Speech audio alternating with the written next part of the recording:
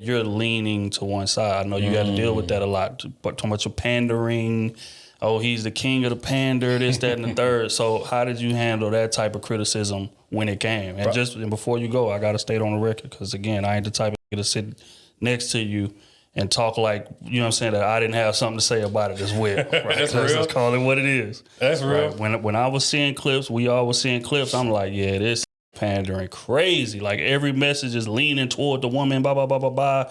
He's talking like he's higher than thou. And where the men stuff at? You supposed to be talking for us. Right. Where our stuff at? Right. But again, that was pretty early in our content creation phase. I think the deeper we done got into it, the more I done understood. But different perspective. Right. So let's go back to it. How did you handle the whole pandering thing? And what's your take on people labeling you that? Man, regardless of what you do, I feel like some people would take a page out your book and try to make a whole summary. And they will come across maybe the viral content. They wouldn't come across the books, the live chats, et cetera, et cetera.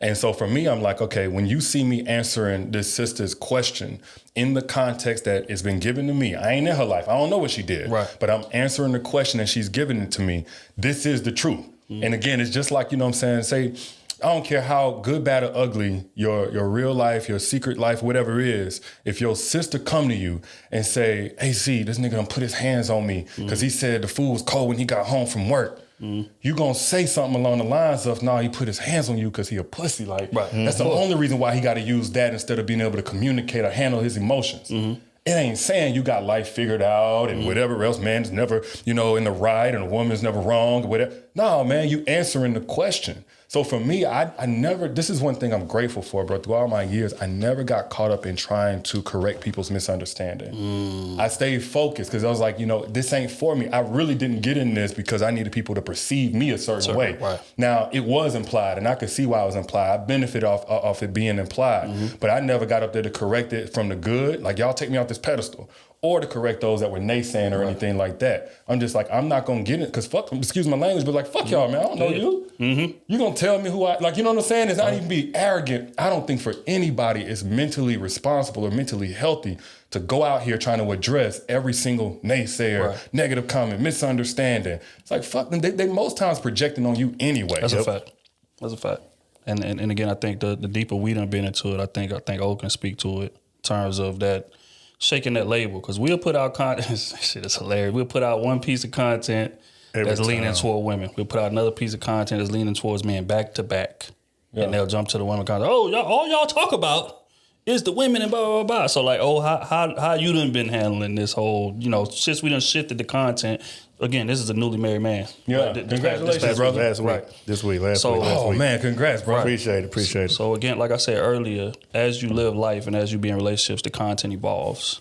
Anytime somebody wants to negate you so they don't have to contend with the facts that you present, they're gonna try to call you something. Right. They're not gonna say exactly why this is pandering, why this is one-sided. They can never really stand on it. I had a space in the very beginning, like literally 2011, 2012, and I would see a comment like that, and because I'm like, man, I don't know everything. I'm only 22 years old. I ain't had no daddy. I ain't had no husband to model. Maybe I'm wrong. Like, what do you mean? And they never could stand on it. And that's when I realized a lot of that's emotional. Yep. A lot of it is I'm saying something that's making you uncomfortable. None of us are perfect, but you're afraid of the discomfort that comes with growth. And so you're trying to retaliate against me by negating me and invalidating me to anybody that will listen by saying he's a panderer. He's a this, that, and the other. Like, no, nigga, you just don't want to grow up.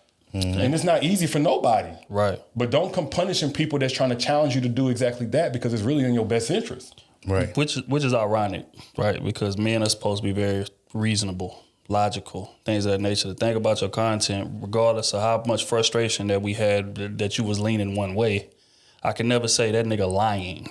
That's true. Never. What he's saying is sound. What he's saying is right. Yeah. But I think more the complaint is more emotional, like what you're talking about. Why don't you speak more for us? Just like just say, why don't you speak more for us? Damn, why you gotta speak to them? Like, you know what I mean? At one point, bro, I didn't like that, because I was like, man, in the times where I speak for my brothers, like you said, I experienced the exact same thing. Y'all ain't supporting it. When I had to go out my way to speak to y'all, because y'all not inboxing me questions. Y'all don't. When I do speak for y'all don't share the messages. So I'm gonna speak to the people who have open ears to listen. Right. Just like anything else in life, I'm not gonna give it to somebody who ain't appreciating or nothing like that.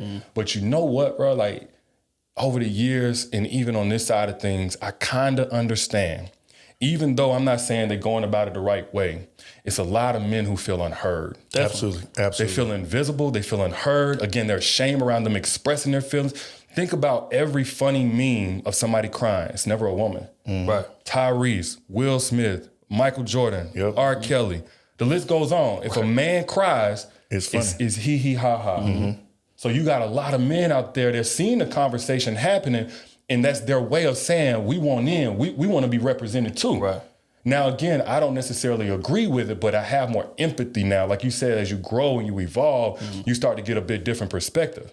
So it's still fuck them niggas that's going to try and sabotage what I'm talking about. Right. But it's like, brother, on another level, I really do hear you. You know what I'm saying? It's like, and hopefully we can continue to create those spaces where the whole conversation can be had, even if they're not the ones leading it or whatever. Because I think when it's not done that way, they'll lean to anybody who kind of sounds like they on their side, even if it's destructive. For sure. That's one way. One thing I've been trying to do is clean up my message a little bit better, because I would just say the first thing that came to my mind, it was off the wall, and it would catch your attention, but I was passionate about it, and at the same time, I didn't have the experience, so I just said it how I wanted to say it. But now I can kind of convey my message a little bit better. Yeah. But it's still the same thing, and it's still the same results. Like, again, like he's saying, we'll post something for the women, and the women is, oh yeah, he's so right, I love this, I'm gonna do that. But the moment I say something that a man should be doing, or what a man needs from a woman, and they just project. It's always hate this, and oh, you need to bring me peace first in order to get peace, and stuff like that. But not understanding, like, if a man is on his mission, on his purpose, and he has everything taken care of, and he himself is at peace, don't you think that's what he wants? Don't you think that's what he's gonna go after?